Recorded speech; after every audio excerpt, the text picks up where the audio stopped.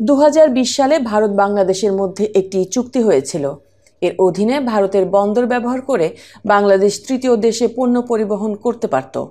গত সপ্তাহে বাংলাদেশকে দেওয়া সেই ট্রান্সশিপমেন্ট সুবিধা বাতিল করেছে ভারত। ভারত এই পদক্ষেপ কেন নিল সে বিষয়ে প্রশ্ন করা হলে ভারতের পররাষ্ট্র মন্ত্রণালয়ের মুখপাত্র রণধীর জয়সওয়াল জানিয়েছেন, ভারতের বন্দরগুলোতে যানজট তৈরি হচ্ছে।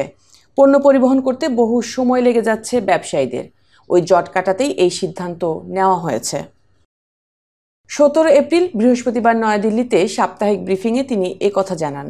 তিনি বলেন, এই সিদ্ধান্ত নেওয়া হলেও নেপাল ভুটানের বাণিজ্যের ক্ষেত্রে বাংলাদেশের ওপর কোনো নিষেধাজ্ঞা আরোপ করা হয়নি।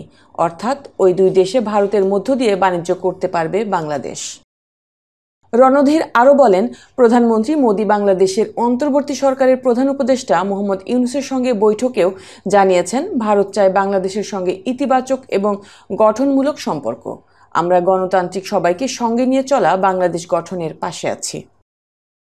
এদিকে ওপি জিন্দল বিশ্ববিদ্যালয়ের আন্তর্জাতিক সম্পর্কের অধ্যাপক শ্রী রাধা দত্ত জানিয়েছেন, ভারতের এই পদক্ষেপ সম্পূর্ণ রাজনৈতিক। দুই দেশের মধ্যে যে টানাপোড়েন চলছে তার জেরেই ভারত এই সিদ্ধান্ত নিয়েছে। তার মতে, বৃহস্পতিবার পররাষ্ট্র মন্ত্রণালয়ের মুখপাত্রের বক্তব্য ওই বিষয়টি স্পষ্ট করে দিয়েছে। আসামের মুখ্যমন্ত্রী হিমন্ত বিশ্ব শর্মা জানিয়েছেন, ভারতের এই সিদ্ধান্ত জাতীয় স্বার্থ রক্ষার আরও একটি নজির। প্রধানমন্ত্রী নরেন্দ্র মোদী এই বিষয়ে কোনো আপোষ করেন না। এই পদক্ষেপ ভারতের জাতীয় নিরাপত্তাও সুনিশ্চিত করবে। গত সপ্তাহে বিবৃতি প্রকাশ করে ভারত জানিয়েছিল, নেপাল ও ভুটান ছাড়া ভারতের বন্দরগুলো বাংলাদেশকে বাণিজ্যের জন্য ব্যবহার করতে দেয়া হবে না।